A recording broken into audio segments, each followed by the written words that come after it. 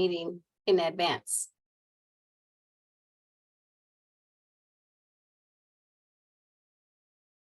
So, Christina, I start the Zoom meeting in advance, but I don't start the recording until the chair starts the meeting. Okay, so I just started it. So they'll have to be careful with any pre-chatter before the Yeah. meeting then. Okay, sorry. Okay, I apologize. Good afternoon, Mr. Edwards.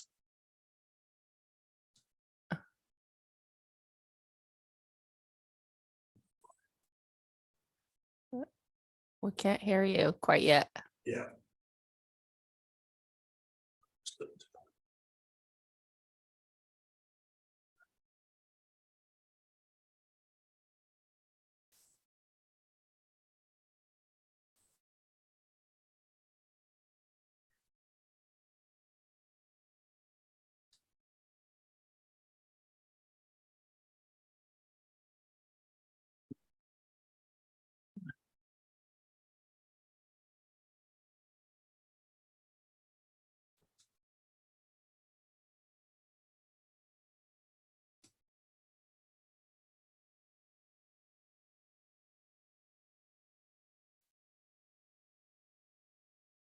We can't hear you, Elvin. It says Alvin is connecting to audio.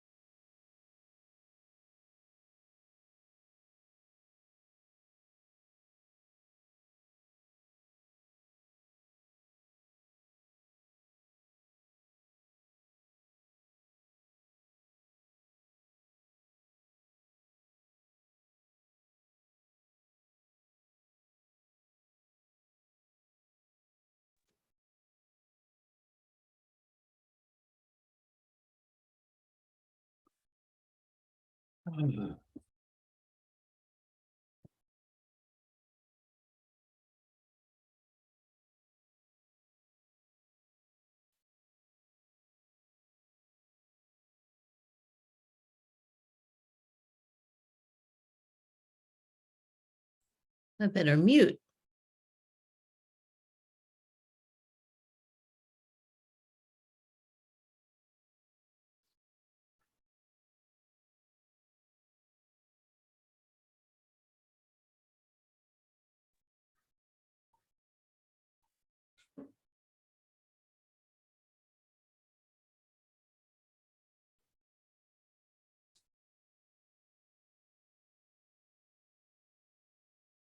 Hey, everyone.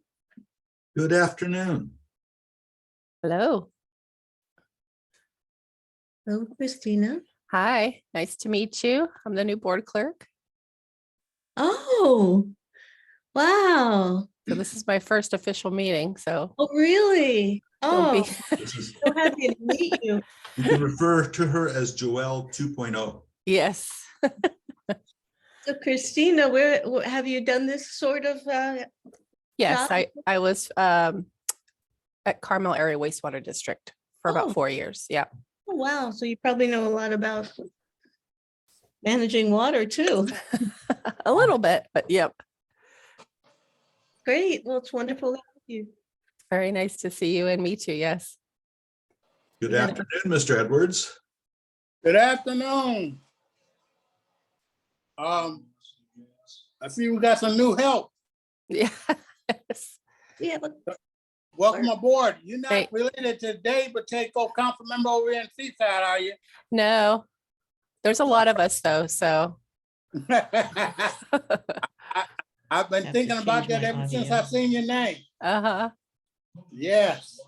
Yeah, I Yes. mentioned the same thing. I'm like, there's no resemblance whatsoever. Well, welcome aboard. Thank you. Although Christina did grow up locally. She's Yeah, that's so. I grew up in With- Salinas. Salinas High grad. in Actually, I Carmel? graduated from LSL, but Oh, Alisal, yeah, that's right. mhm. Oops. What's the No, it's other okay. one?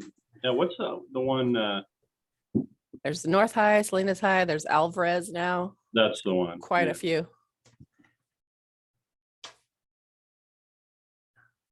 I think we're just waiting on Amy, Yeah. and she just emailed me, so I know she's around. Oh, here we go. I see her. No, it's Christina, can you make me co-host and I can assist with the attendees? sure. Hey, Karen, you on mute. And we should move Stephanie Kister Campbell over because she's going to handle the action item. Yep, I'm working on it right now. Cool. Okay. There we go.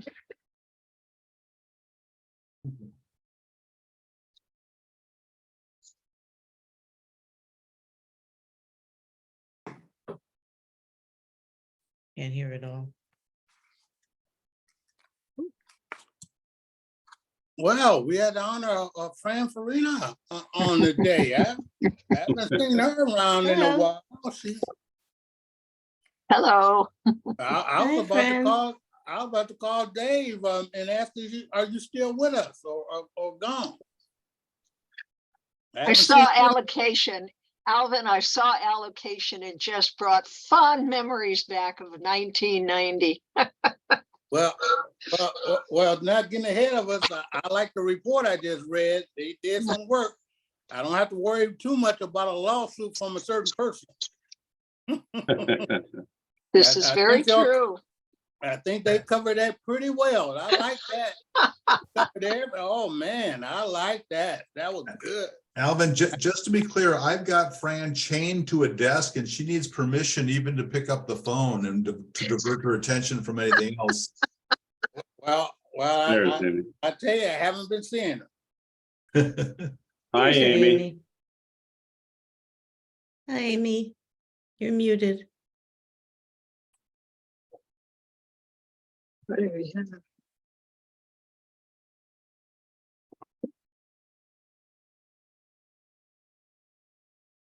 Good afternoon. Well, Hi. there we are. The gang's all here. So who does Dave Laredo have chained to a desk? Fran Farina, Oh. All right. we've been keeping her busy. Yeah, Uh, I'll say. so, Madam Chair, we have a quorum and we are already being recorded, so. Thank you. Okay, this is the meeting of the Water Demand Committee on, I think it's August Third. 3rd, 2023. All members are present. And time is something. Actually, Mark Eisenhart is not here and Oh, I'm here as Karen is the the al- alternate, yeah. alternate. okay, and Karen Paul is attending as the alternate to Mark Eisenhart, who is not present. The time is 1:32. The meeting is now called to order. Can we have a roll call, please? Sorry.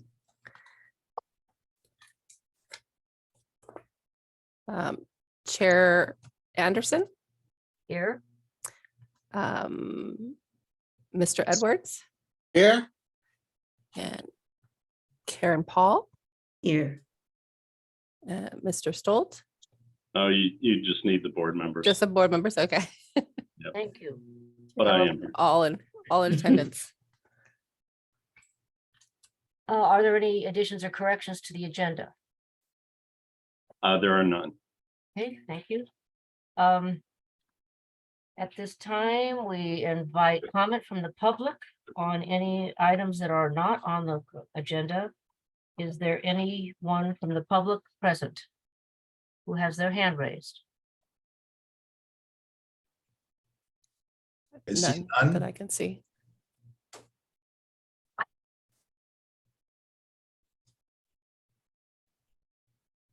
There are none.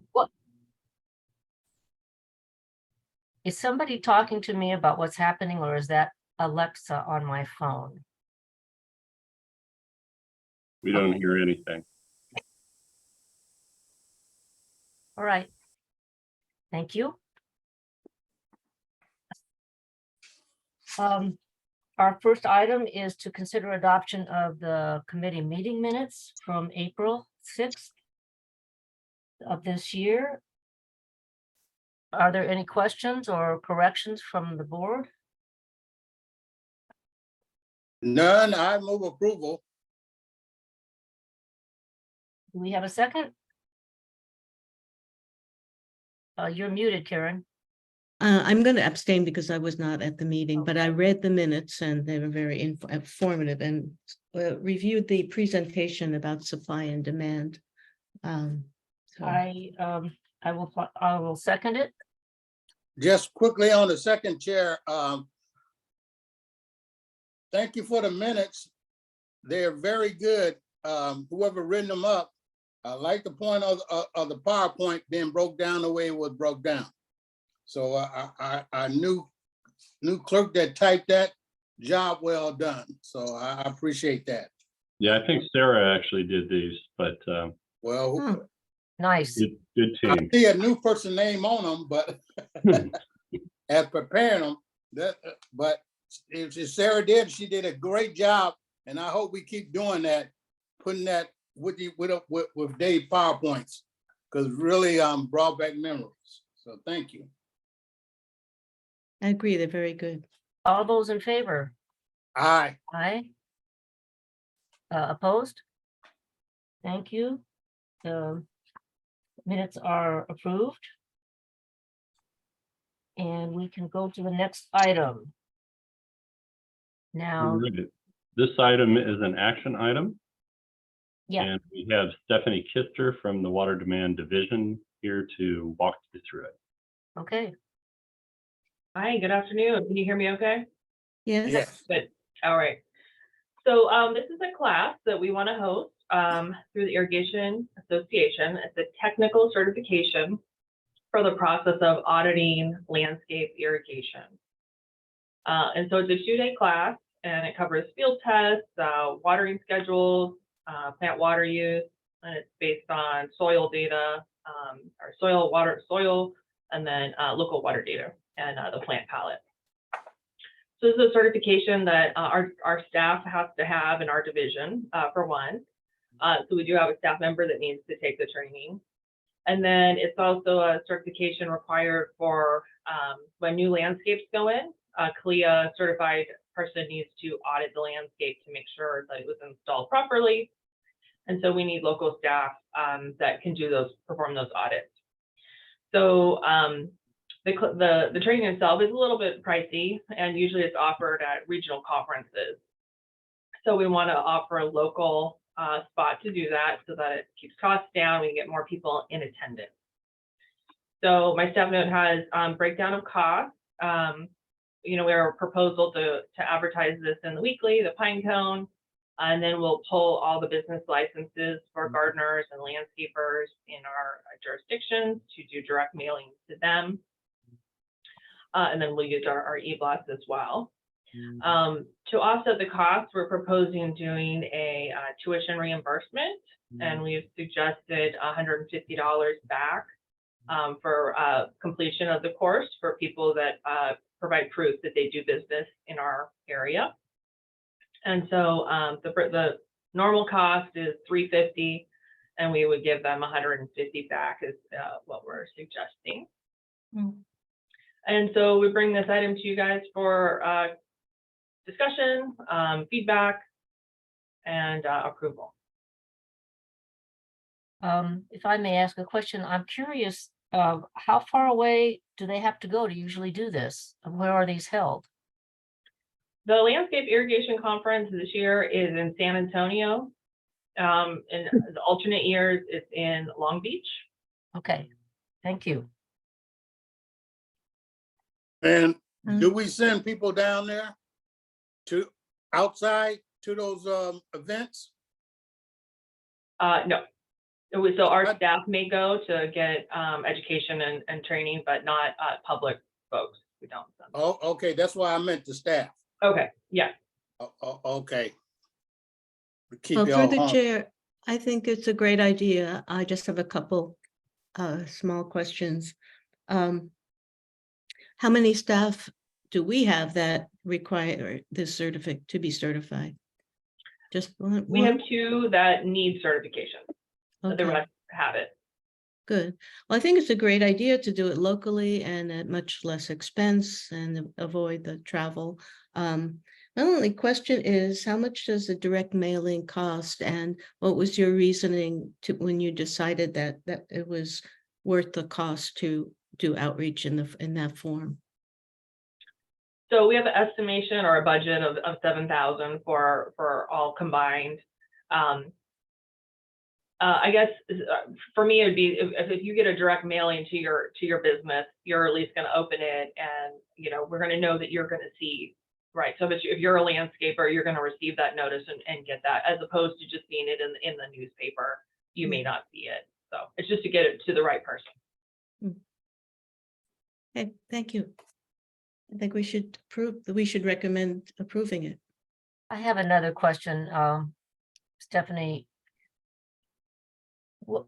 Is there a large percentage of the people that do this kind of landscaping work that need this training, that don't have it? I don't know anything about it. Good question. There's a lot of landscapers, gardeners that are not going to be highly trained, that are working in our area. So one goal is to get them more training, even if they don't become an auditor, pass the exam, for example. So we have people with different various levels of education on this sort of stuff, but we only have 2 auditors on the peninsula that do the audits that we need for the public, and one is relocating out of the area. So we'll only have 1 auditor for all of the peninsula. So we do need more. And that's auditors. mostly for new construction and Yeah. grounds, or? Okay. Thank you. So I guess you could let people know who take the training that there's a need for more auditors. Yeah, So no, that's a great some- point. And we'll put that on the advertising as far as their ability to boost their own income, with this Yeah. service. Yeah. Yeah. Um, No other questions? Oh, Yeah, just one more for me. This is the first time we're doing this, right? I know we've hosted the class, let's see, about 7 years. We did a regional one in Scotts Valley to get, more attendance. We hosted there to get more Bay Area folks. So no, we've hosted the class in years past. Okay, so just about how many people was it? You probably don't remember, or if you do, how many people showed up for that? We had a full room. It was about 30 people. Okay, I would like after y'all, when is this gonna happen? What month? The fall, either late October or early November. Just put down, I'd like to find out how many people showed up and how we came out. After action report on how we came out on this. I know the district do a lot of classes, and I like to find out how many people are showing up and how we doing with that. And are we reaching the public? So, mhm. Director Paul, did you do the motion to approve this, or, I will do it right now. all right? I move that we recommend to the board that to adopt the staff recommendation. And I'll second it. Hey, thank you. And I think it'll go through finance and administration because of the expenditure Yeah. on its way to the board. And Madam Chair, we need to go to the public. Is there anyone from the public who wishes to ask a question about this or make a comment about this issue?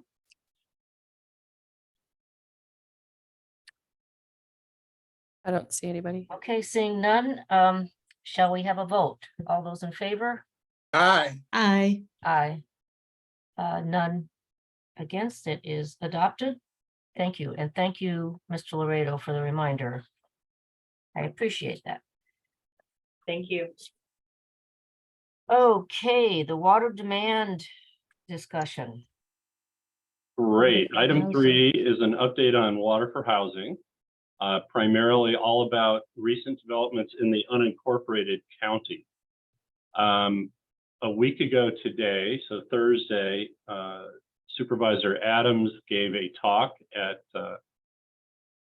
Mesa Carmel, I believe.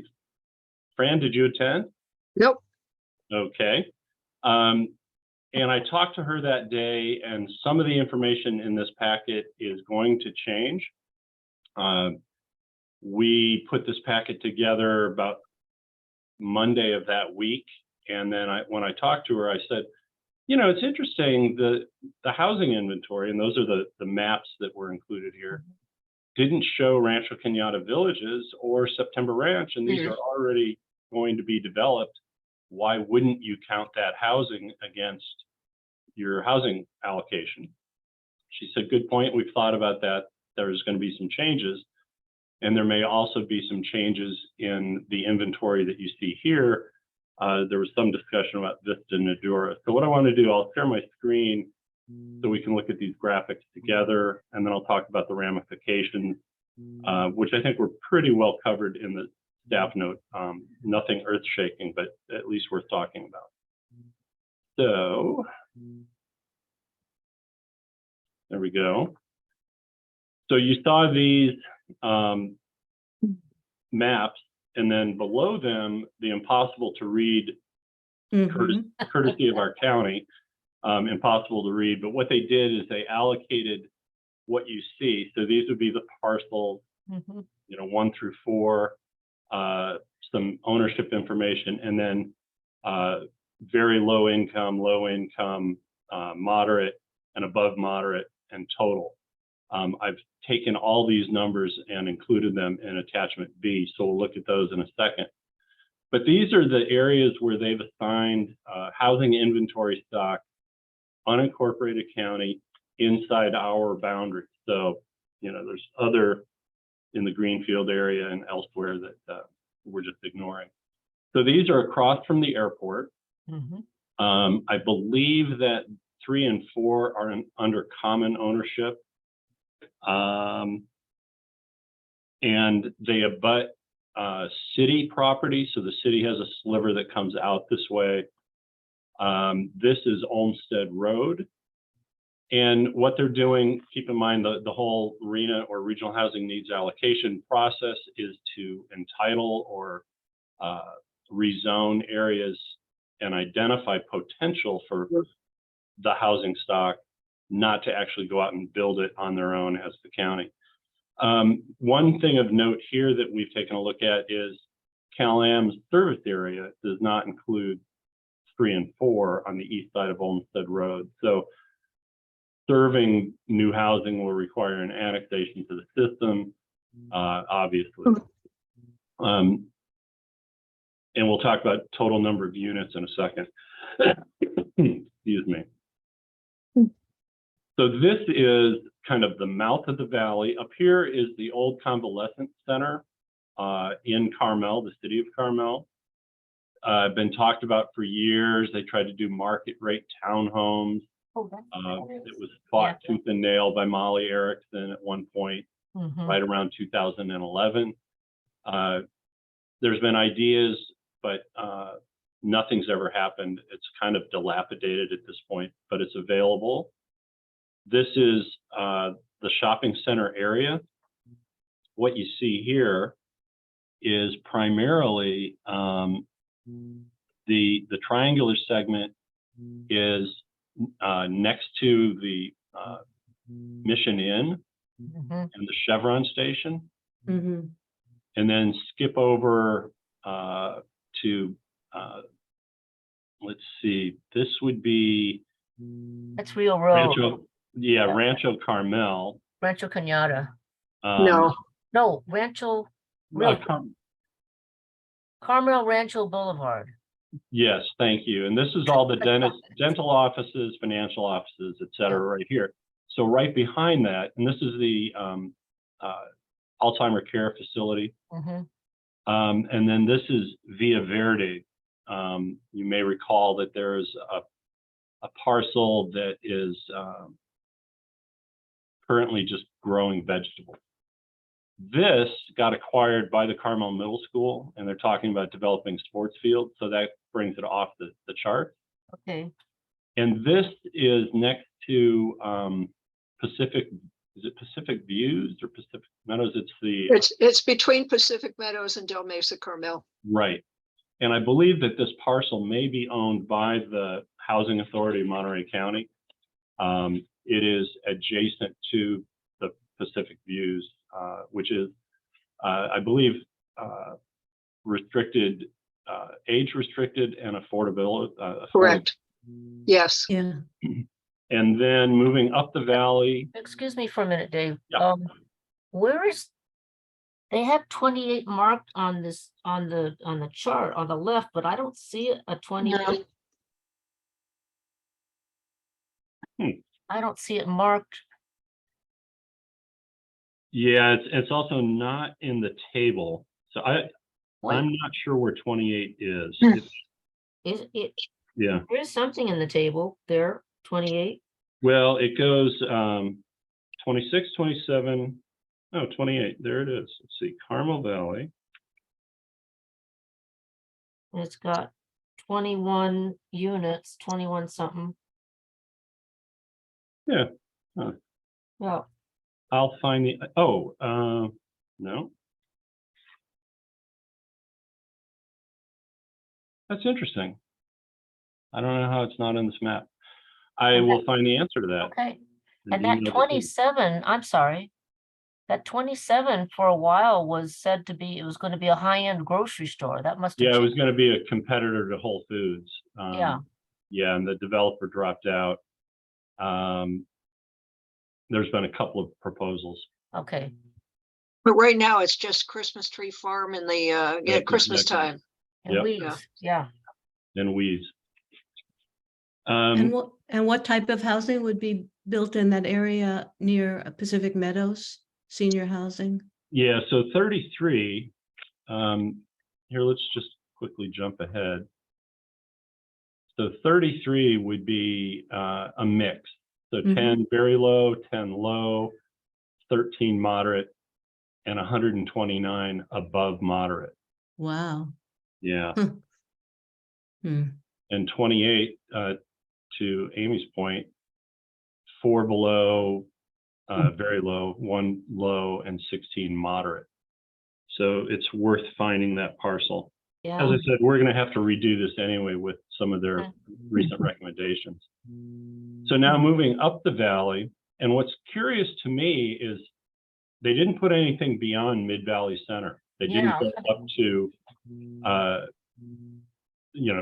the Valley Village area, which has all the services housing would need. Yeah, but there's no road capacity, Dave. Well, there's no road capacity on 68 for what they have in mind here either. Well, I'm just saying we're in a high fire area and evacuation between fires and floods is already a serious problem. So that may be one of the reasons. Yeah, but look here, the total units, even though it's hard to see. Well, let me just jump down here again. 1 through 4, that's 1,300 units. Imagine No. 1.5 Highway cars per unit 68? on Highway 68. So God.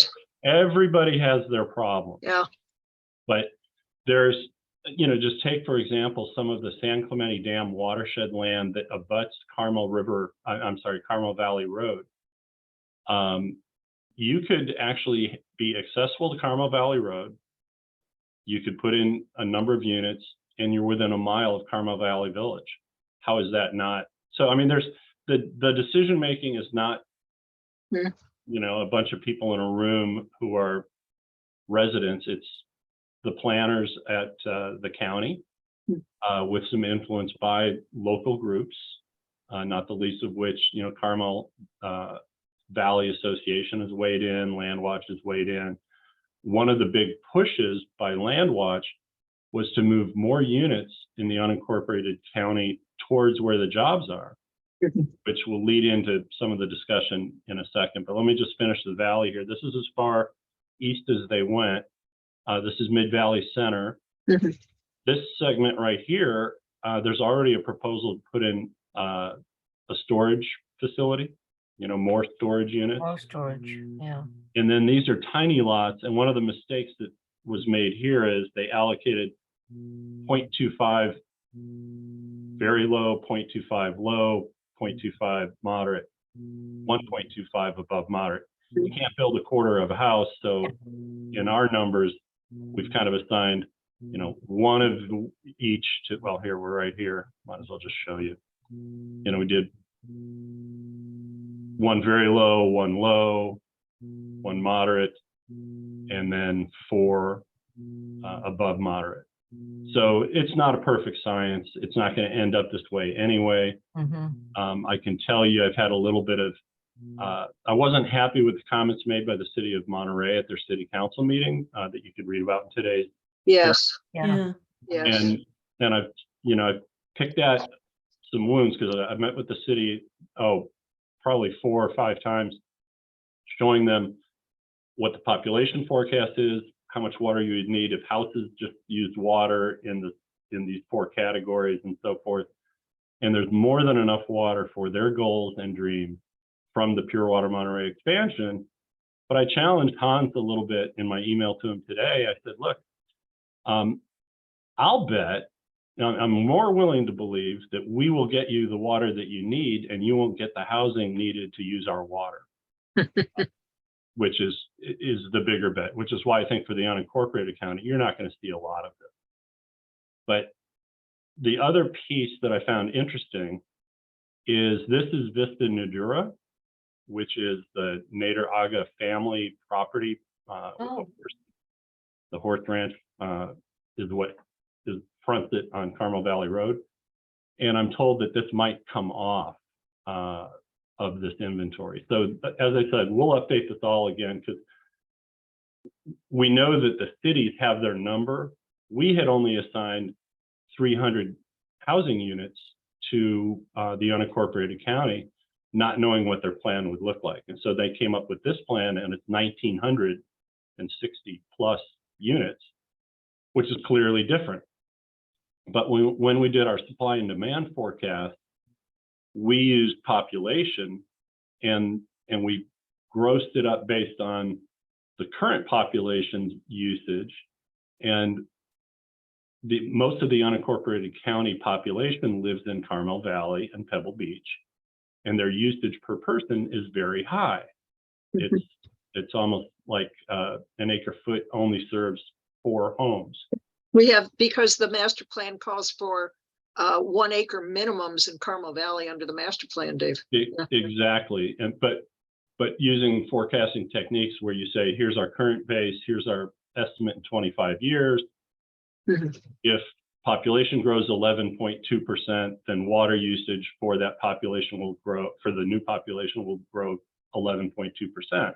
But if your base per person is fairly high, which it is in Carmel Valley, you're actually probably overstating the water use if you're going to do this kind of housing, which uses, it's a mix, but low income multifamily is like 0.087 acre feet. And a single family these days is about 0.15. But this whole housing mix with these proportions comes out to about 0.11 or 0.12, which is about half the usage rate. And so if the population is moving into this style of housing, they're actually going to, you can fit twice as many people in for the same amount of water that's in our adopted supply and demand forecast. So that's the dynamic that's going on with the type of housing stock versus the forecasting technique. And of course, we've got the city of Monterey saying we're going to build it all in 8 years.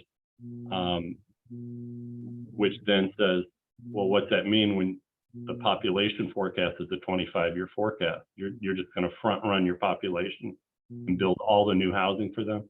So anyway, ignoring some of those issues, we looked at the inventory. We will revise this inventory. We blew up the numbers so we could actually see what's going on. And then we assigned water for each housing type, because very low income is considered to be 100% multifamily, a mix of 1 and 2 bedroom, 1 bath units. Low income, there's a mixture of the 1 bedroom, 2 bedroom, 1 bath, and 2 bedroom, 3 bedroom, 2 bath. And so we look at that mix, and so on and so forth.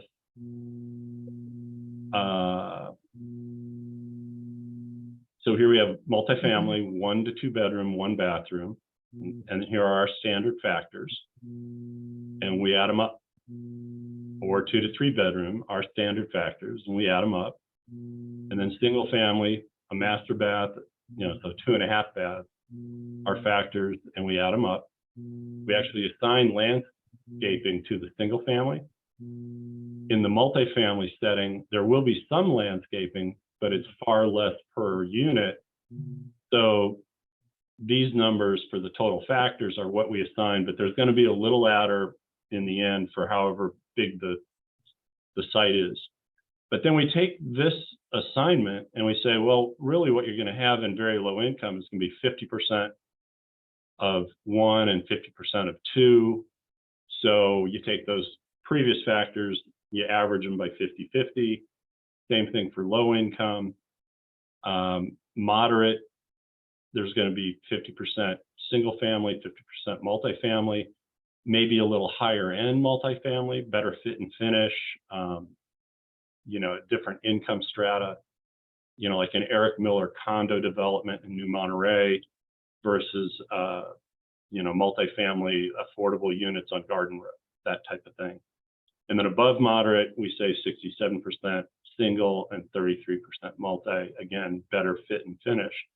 So you get different use factors, but that's what we're doing, is we're taking these kind of average use factors across the different proposed housing stocks. And that's what we do for the cities, but we hadn't done it yet for the county because the county just got their plan together. So about 215 acre feet. Now, as I said, they just changed the site inventory, so we'll look at the new one, we'll redo this and recalculate it. But we were only carrying, let's see, we were only carrying 300 units minus 90 that would be served by others, and that's basically Rancho Cañada Villages had its own water right. So we said a net of 210 in the unincorporated county, which would have required 25 acre feet. Well, here we are now with 1,900 units at 215 acre feet, so a factor of 10. But it's still not enough to tip the scales to create a problem. And then if you kind of factor it with the likelihood of all this housing stock getting built in the near term, I don't foresee a problem with serving it from the Pure Water Monterey expansion. And what will happen with the Pure Water Monterey expansion is, if in fact there is no desal plant, but we need to eventually satisfy the return of water to the Seaside Basin, that in lieu recharge program may get delayed a little bit if in fact housing is getting built, and then we'll rethink it. But there's enough moving parts that we can accommodate faster paced housing growth or a little bit higher than expected housing growth. The whole goal is to get enough water in the system that we can go 15 to 20 years, but get out 5 years without a CDO, get out 10 years without a CDO, see what our growth rate actually is by looking backwards, and then say, oh, do we need to accelerate the next piece of water supply or are we doing just fine with pure water Monterey expansion? So that's why we look so carefully at these housing stock numbers, because if it changes our assumptions, then we need to maybe change our planning. But for right now, I believe the current plan of do the expansion, don't start the in lieu recharge of the Seaside Basin for at least 5 years to build up a bank, use that bank as stored water, and defer the desal project until it's clearly needed, if needed at all, is still the plan. So I don't think I see anything yet that makes us deviate from the plan. And I think the conclusion was that we need to watch it, because this whole, we've got a lot of policymakers out there who are still stuck in that world of houses use water, Yeah.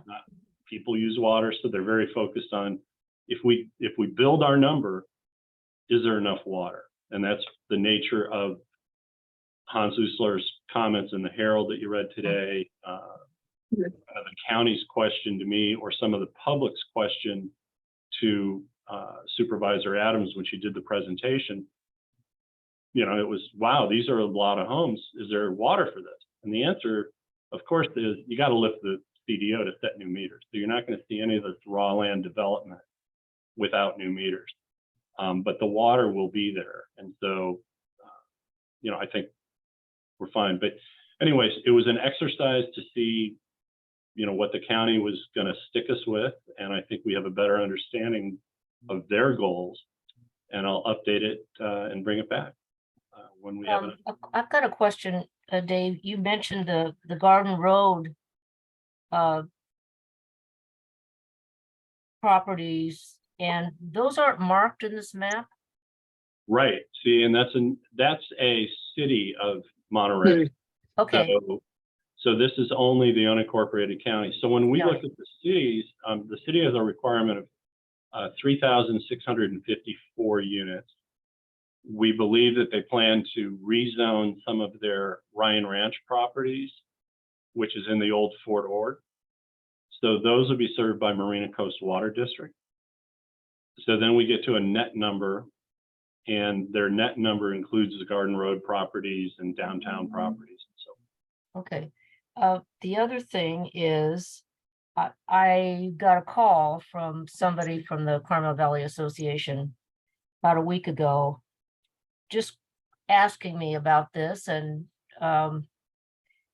they're drawing up their plans to, I don't know who they send them to, but they're working really hard on where they'd like some things. So that's gonna come. Yep. I saw that they weren't included here in your charts. That one, the one with all the numbers. Yep. Yeah, Yeah, there we was totally no expect- Cardinal Valley there. So what's interesting is so the general plan for the county has a sub-element for Carmel Valley. And it had a limit of I'm going to get the number wrong, but ballpark, about 138 units. And 100 of those were going to come, 105, I believe, some number, was Rancho Cañada Villages. And then they had assigned 32 units, I believe, to the old airport property. Mhm. But then Griggs came in and put their Yeah. nursery in place. Yeah, And so that's not going to happen. But that element was kind of negotiated with the Carmel Valley Association. There was a lot of give and take. And so this new proposal is going to, it's going to require CVA buy-in mhm, and Landwatch buy-in, because those are the biggest yeah, voices. okay. I have a question. I somehow missed the procedural context for this. Is the county in the process of redoing their general plan, or part of Yeah. their general plan? Yeah, so all of the jurisdictions had there's a kind of a lockstep requirement to adopt their RENA number, which they did in May. even though they were previewed what it is earlier in the year.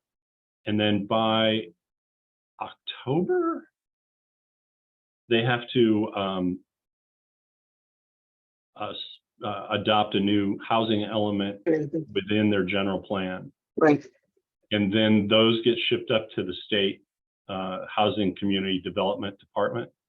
And the state will then go through all of them and review to see if it's compliant with this 6th cycle directive. And so they're all, and you'll see, I think the city of Monterey just published their notice of preparation for an environmental document. Delray Oaks did theirs. They were a little ahead of the game. April, they put out a notice of preparation. So you'll see every one of the 6 cities in our jurisdiction, and then the county itself will send out an NOP saying we're going to adopt this element. And so there will be public review and so forth.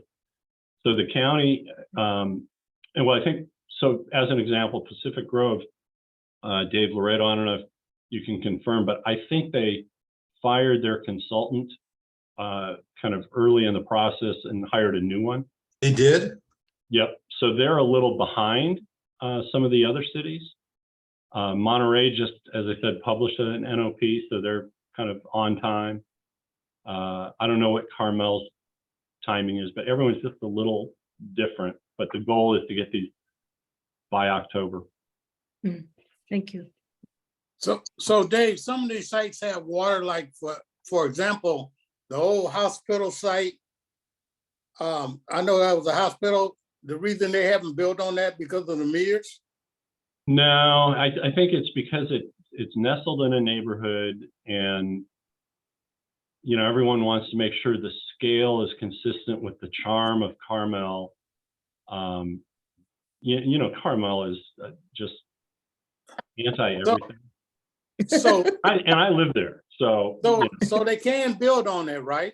yes, they can. Okay, they holding it up. Then it has water, so Yeah, it may not have enough water to do everything they now want to do if they, Uh-huh. if they were to put in more.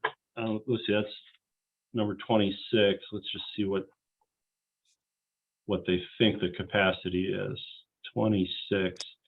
52 units, all very low or low. And so Okay. you could imagine the good people of Carmel saying, well, we don't want 52 low or very low. We'll take 20, but we want 30 market rate or something like that. So everything will be a pitched battle, but okay. But going back out into the but county 52 area- might exceed their meter capacity, so they might need a new meter or upsize a meter. Not sure. Okay, but my next question is going further out into District 5, like September Ranch. Now that thing been about 20 years. That has water. They have their own water. Yeah, so Yes. September Ranch and Rancho Rancho Cañada Cañada. Village have their own water right. One is off the Carmel alluvial aquifer, that's Rancho Cañada. September Ranch has this legally designated separate hydrogeological Right. aquifer. Right. Um, Yeah, but In quotes. I We're not heard holding that about up. that. No, in they're fact, holding that up. They holding up, the yeah, they're actually up there grading right now, trying to put in some Mm. infrastructure. oh, okay, that's good. Yeah, So, they're really optimistic, but, and there are some inclusionary units in that development. So, you know, there's no reason they should not count those towards their goal. okay, so that 215, I think that number with 215 is that parcels without water? Or is that a mixture? It's, right now, that's the total, and it's not a net number. So when you take September Ranch out, because it has its own identified supply, and Rancho Cañada out, it'll be a smaller number. But, you know, as I said, we were just taking a look at the inventory and saying, wow, what they're trying to do ignoring traffic because there's some huge traffic issues with their proposal, but trying to push this much housing, we just wanted to do a first cut test to see if it was going to change our earlier assumptions. And while it's more, I mean, it's a couple 100 acre feet more than we thought. But you want my honest opinion, it won't get built in a timely fashion. I think, it's one of those cases, and the same thing is going to happen for the city of Monterey. If they build 300 to 500 new units, they're going to be ecstatic. That's a big number. If you were to do so Carmel's number is 349 units. Imagine if they built 300. Yeah. They're going to complain, the citizens are going to complain, it'll be a fight. But wow, what a big dent on their housing need. Over in Monterey, that's less than 10%, but if you got 10 to 20% of your number, that's still a lot of new housing, but it's going to be hard to get that last 2,000 units in a short time frame. And so that's what we're seeing here is there are different policymakers who have different ambitions. And I think for us, the best thing we can do is say, here's your water. It's more than enough. We think it's 30 years, but it's at least 15 years worth. Go have at it and show us. And when they show us that they're exceeding expectations, then we can reboot the regional desal idea or take one last look at winter wastewater and a peaking plant. But I don't think there's anything here that says, oh my gosh, we need a desal plant right away. And we're not even going to make 10 years out because these numbers are so high and they're going to happen overnight. So here in the Monterey, I know that's not going to happen. Cal-Am going to let Marina Coast plug into their system. That's like that incident of Seaside from their water, municipal water down Broadway, putting a pipeline. That's a dream too, because Cal-Am's not going to let these things happen. But I guess it's something for them to have hope on. Well, I thought, we do anything. I thought if the city were to say, hey, look, we need water. There's two pieces to the city's request. They do have land that they got from the old Fort Ord that would need to be served by the Marina Coast Water District. What Marina Coast Water District did with the Fort Ord water was they allocated it to Seaside, Delray Oaks, Monterey, Marina, the affected jurisdictions. And so in the case of Campus Town, which is a seaside property, Marina Coast Water District said, well, you can't do the whole build out because your allocation from us doesn't give you enough water. And so that's when the city did its leisure domain with the alternate producer allocation, and they got the water master judge to say, oh, we'll let you use it as an interim tool, but you're not going to have to take a permanent haircut on it like a standard producer. And then their goal is to move some of their water from their rights into the Marina Coast system to get it to Campus Town so they can do the full build out of Campus Town beyond what the Fort Ord allocation would have supported. So Monterey could be in the same situation where they need more water than the allocation for their Fort Ord properties. And so, yeah, go ahead and negotiate with Marina Coast Water District to increase your allocation from other supplies. Do whatever you want to do for your Fort Ord property. For Cal-Am served customers, it would make more sense. It would, and I would probably encourage them and help them to say, if you have a couple projects that you want to start work on today and you need certainty that you're going to have water, let's do a short-term wheeling agreement if Cal-Am's willing to wheel it until the cease and desist order is lifted, until Pure Water Monterey expansion's online. and go start those 4 projects, whatever they are, Garden Road or downtown, because you need certainty, and your developer needs to know he's not going to get enforced against under the CDO, et cetera, et cetera. So a short-term wheeling agreement with Cal-Am to get water to just jumpstart some projects totally makes sense. And yeah, the water district would probably help them in that, write an enabling ordinance, and so forth.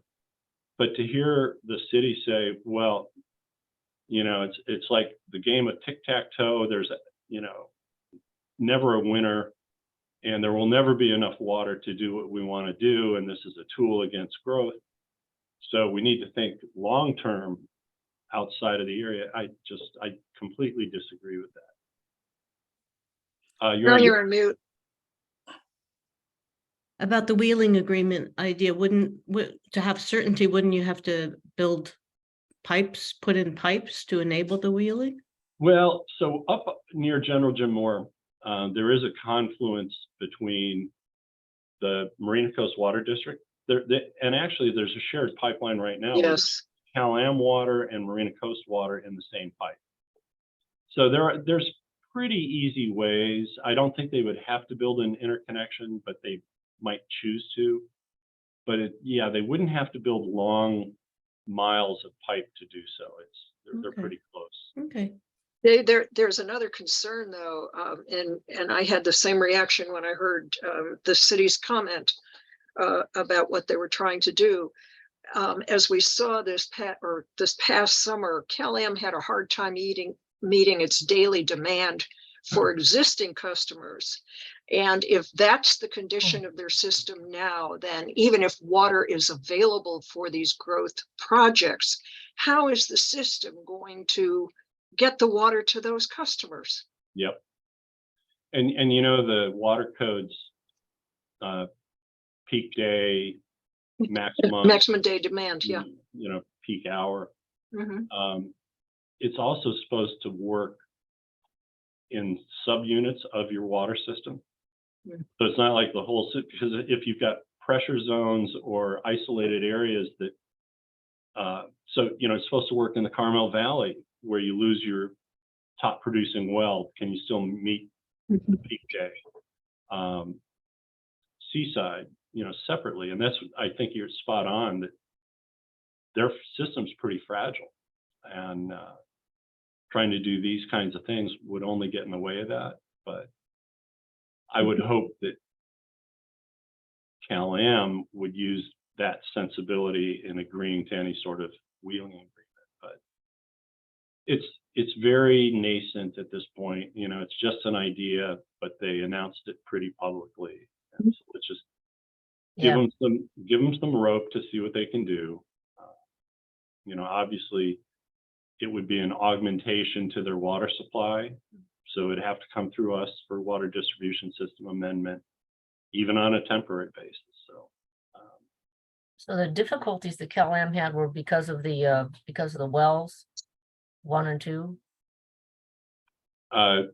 They've had different difficulties. different things. Okay. Yeah.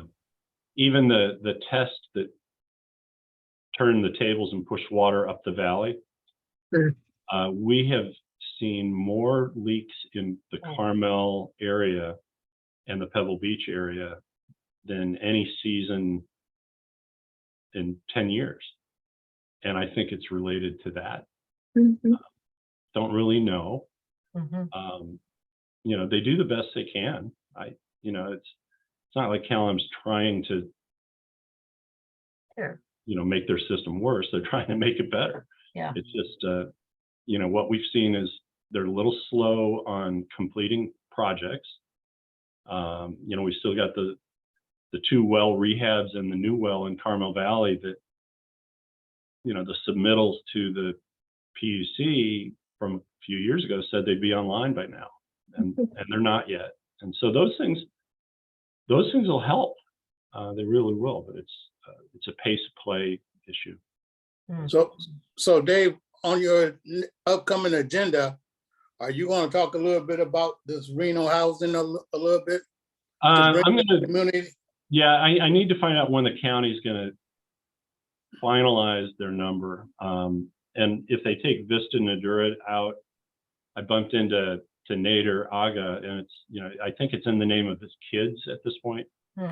My understanding was in the divorce, while he stayed very close to his wife, that was kind of the wife's property, but then she passed, and so it's in the kids, and they all work together. It's still a close-knit family, but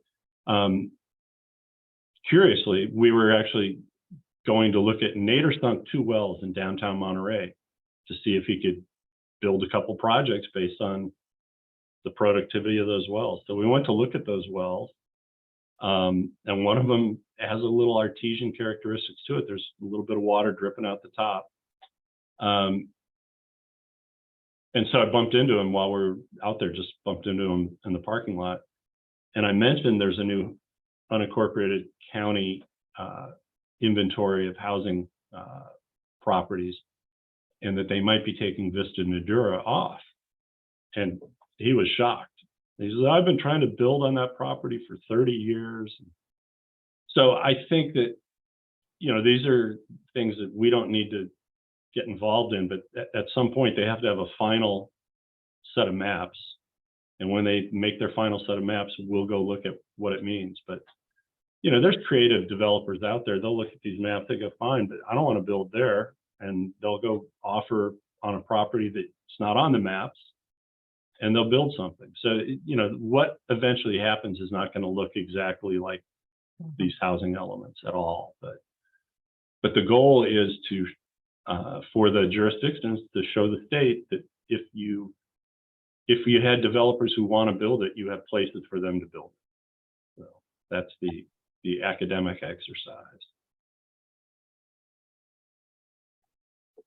Oh, And that was complicated. purely informational, but it will need to be revised, as I said, but we'll do nothing until there's like a final map, and then we'll Yeah.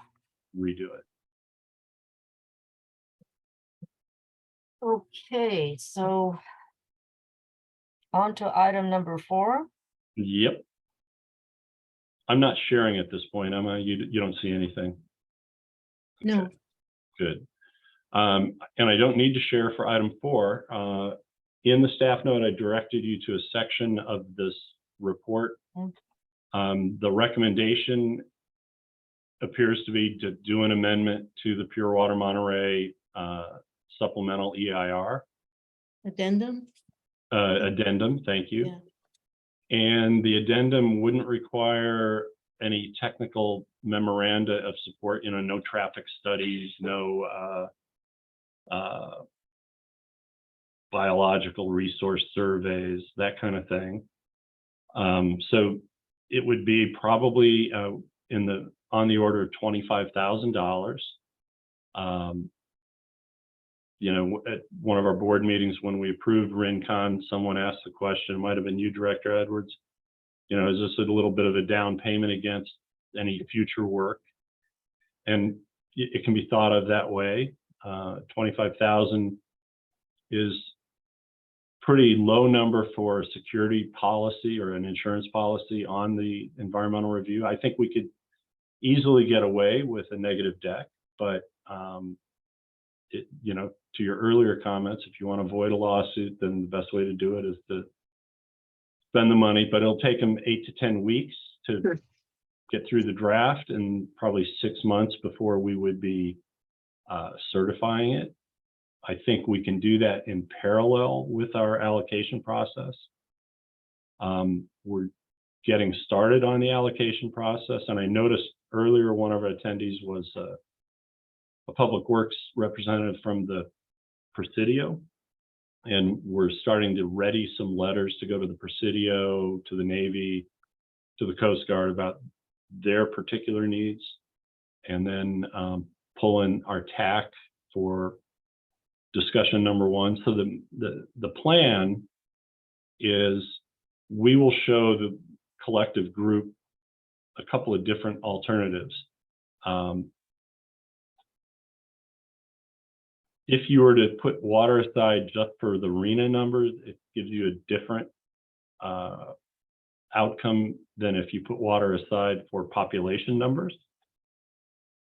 And then we can't just get all hung up on people. You still need water for job creation, job growth, commercial use. So our plan is to come in with our adopted water supply and demand forecast, and then say, okay, that's population based, show the numbers for RENA, and then say, okay, we're going to split the baby in half. You take population and RENA, add them together, divide by 2. That's a reasonable starting point for what you need. And then we'll have separate numbers for the airport and the Department of Defense. And then we'll see if everybody's in agreement. And if not, then we'll have to play games with it a little bit. Kind of, just so you know, at the same time, in preparation for phase 2 of the PUC proceeding, we are looking again at some alternative supply and demand scenarios as well. What if ASR really wasn't worth 1,300 acre-feet per year? What if you didn't begin the in lieu recharge of the Seaside Basin for a 5-year period? What if demand was twice as high as we think it's going to be? Those kind of sensitivities. That'll help us better understand how much water we can allocate to the cities and still carry them for a while. Our goal is to carry them for 10 to 15 years of their desired outcomes, so that we can, as I said earlier, turn them loose, have at it, go build. But then we'll have enough time to actually look backwards before having to do another allocation. So our goal would be to, take half or less than half and put it out there. But if we start with the assumption from the very beginning that we need 700 acre-feet for in lieu recharge because there isn't a desal plant, well, that changes how much is available for how long for the jurisdictions. If we assume a desal plant is going to come online in 10 years, then we don't have to be as rigid about the in lieu recharge program. So there's a lot of variables that we need to consider. But I think at the end of the day, we're just basically trying to say, let's give everybody a third of what they're ultimately going to need and turn them loose. But I worry that you're going to get the vocal cities like Monterey, who claims to want to build everything in 8 years, say, oh my gosh, that's not enough. We need more. And the way to address that is either to say, well, show us, and then we'll do another allocation in 5 years, or fight about who we believe. And I don't want to get into, fighting about who we believe, but I don't believe there's enough builders. I don't believe there's enough planners. I don't believe that there's enough permit staff. I don't believe there's enough labor. I don't believe there's enough supply chain. I don't believe there's enough financing to make a profit on these numbers of affordable. Keep in mind that the affordable programs that have worked are the 1 unit and 5 or the 1 unit and 4, and the builder makes his profit on the 3 or 4 market rate units to cover the 1. Well, when you look at these, no public subsidies? that's the second way. So the way number 1 is they make their profit on the market rate, no profit on the affordable. And when you look at these numbers that are half of your overall housing is low income or very low income, Yeah. the 1 and 4, 1 and 5 is not going to get you there. So then you look to the subsidies either through foundations or folks like Mid-Peninsula Housing, whose whole charter is to do affordable housing, 100% affordable. There are some communities that have set up foundations. There's folks like the Carmel Foundation. They've got affordable housing throughout Carmel, small projects. But to try to get to several thousand affordable units, you're not going to find enough foundation money. So then one of the approaches is donate the land.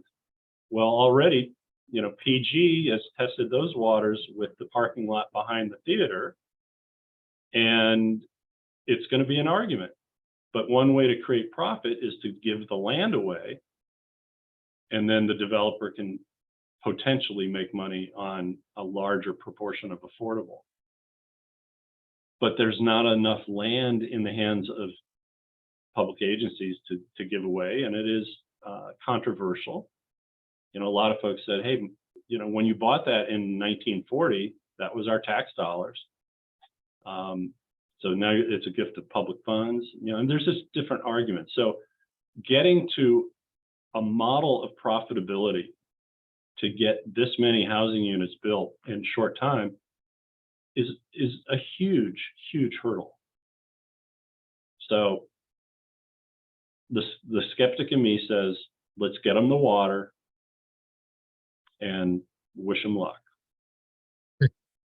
So with this addendum, is Monterey One going to let us add on to that, or do we have to get permission, or how do that work? We are the lead agency on this, so this is an existing EIR. We have the ability to do our own addendum. We are the decision-making authority for that. If somebody doesn't like what we're doing, they can challenge that. And of course, they can make comments on it during the process. Okay, so Dave, when we're going to start on it? If Well, we get we'll all bring this it, yeah, we need to bring it to the full board. Right. I just want a direction from this committee to say that, you know, it's not an action item. It was just discussion, but if you're in agreement. The memo convinced me that the recommendation is a good one. I agree with you, Director Paul. Mhm. You know, outstanding memo. I like it. I really like that. And y'all put all they put all the information. Y'all asked for all the information of all these EIRs that's out there, and y'all decided on M1, which is the latest. And I agree with that. That's the EIR, and we just adding on to it. So I'm satisfied. I'm very highly satisfied. Now, how quick can that group get this done? I like their work. We did this today, and you said 2 months, and it came back in August. So I like that. That's on time. Well, I'll share a story I've shared before. Megan Jones, who's the principal on this one, during the last, it was the CEQA for our LAFCO work. And at one point I said, Megan, do you like to hike? She goes, oh yeah, yeah. I said, I don't think I want to go on a hike with you because it's like, it would be a forced march, because she's very good at setting deadlines and meeting deadlines. And the quality work is as good as Denise Duffy and any of the others we've used. So I have no complaints about this group. Well, I like to see you get it to the board as soon as possible. Yeah, I think we'll bring it to the August board meeting as an item. I'm not sure if I'll get it to finance and administration, but that all just depends on Megan. I've got to give her the green light to give me an actual scope instead of just a ballpark estimate. Okay. All right. And that's it for our items. Okay. I do want to let the group know that we're going to need to reschedule the calendared October meeting. And I think the easiest way to do that is we'll send out an email to the committee and the alternate with some potential times. So just look for that in the next day or two. Did you say the committee meeting or the board meeting? The committee meeting. Okay. This committee. This one, yeah. So, you know, we're doing every other month with Yeah. water supply in between. Yeah, yeah. You know, I'm about to ask you about my favorite one. Should we be adding addendums to supply and demand like we doing to this? Because I'm reading a lot of stuff on supply and demand, and I want to know, it comes to me in committee, it sort of like becomes public. And I know we're Yeah, gonna we're not- discuss it. Yeah, that's a great question. So I don't have a recommendation to change the adopted supply and demand forecast. The methodology is fairly solid, but it's also, you know, you're only as good as your assumptions. And our assumptions are, we will trust the third-party growth forecast of AMBAG. But what did we discover? They didn't police themselves when they forecasted housing units and then broke it into sub-jurisdictions and then did the RENA allocation. They don't line up.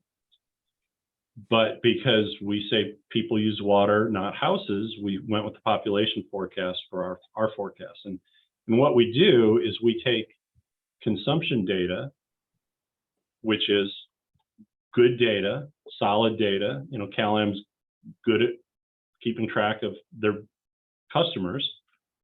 And so, you know, every year who used what water, what jurisdiction, political jurisdiction. So you know what Monterey used, you know what Delray Oaks used, and you got years of it. And then we have production data, which is also CalAm's reporting requirement to us. And it's good data. And there will be losses in between. There will be treatment losses at the iron removal plant. There will be minor losses if you back flush an activated carbon filter and it just goes into a pit, or, you know, it goes elsewhere. But generally, and then there's line losses, right? But we have consumption and we have production, and production is really, for us, that's the raw value. That's how much water do you have to put into the system to feed the system. Whatever happens after that, it's either a customer gets it, a truck rolls over a fire hydrant, a pipe breaks, you know, whatever happens to it happens, but that's how much water you feed the system to ultimately meet demand. So we take the consumption data and we just remap it to the production data. So now we say the same proportion of what you produced has to go to Monterey, has to go to Delray Oaks, and so forth. And the only place where we're making kind of an estimate is the unincorporated county, which is why we just looked at item 3 the way we did.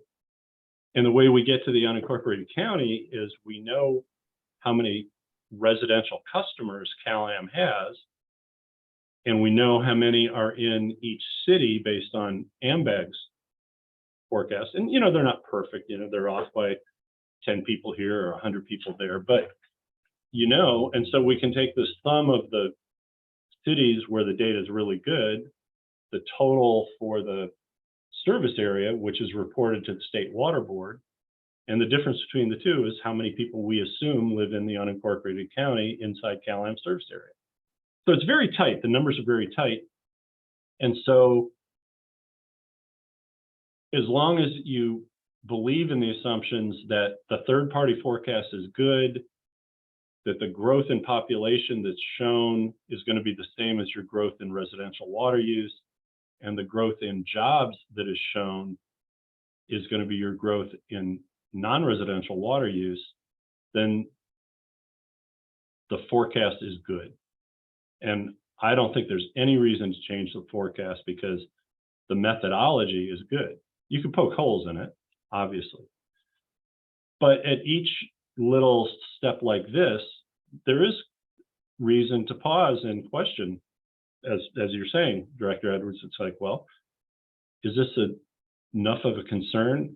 No, it's a concern. It's something we need to look at, but we don't need to amend or change our forecast. And we'll get a new regional growth forecast in 3 years, so we'll definitely do it then. We're going to end up having a 5-year submittal cycle now that we're wholesaling to CalAm, and so, you know, we'll be eyeballing it more carefully. Okay. But I do think we should come back to the water demand when we do this scenario analysis, the sensitivity. Well, that's what I'm thinking about. We're about to do a scenario, looking at it, what could and what cannot, but we can talk about that later. Yeah, no, I think it'd be worth your while to see, because, you know, there are certain assumptions that Cal-Am asked the water master to make for some modeling, which shows it's not a priority to fix some of the constraints on ASR. So we had some testimony about a year ago now from Cal-Am that discounted ASR. But in their own testimony, their consultant identified constraints and showed how much water could go through the pipe over Montero to Hama. And we don't really disagree with that data. It's good data. We wish that the Monterey pipeline was available. We wish that the injection wells were available. We wish they didn't have outages in the valley, but we kind of agree with their data. We just don't agree with how they interpreted their data. Well, But we need to Yes. look at some scenarios that, what if Cal-Am doesn't ever fix everything, you know? yeah, that's what I was about to get to, because it seemed like everything that you just said, we said, okay, fix it. And, you know, it went to the PUC and I guess they approved it, but Cal-Am not doing anything, but we could talk about that later. Yeah. But yeah. That's all I got, so. Yeah, I Good guess we may have skipped over public comment, so if our one member of the public has anything to say, we should probably open it up. Yeah, Time to open it up? Or not? oh, open it up. Yeah, You comment on all of it. Okay. Is there anyone that has There's- their hand raised and would like to make a comment? Oh, there's Susan one. couldn't help herself. Susan, hold on.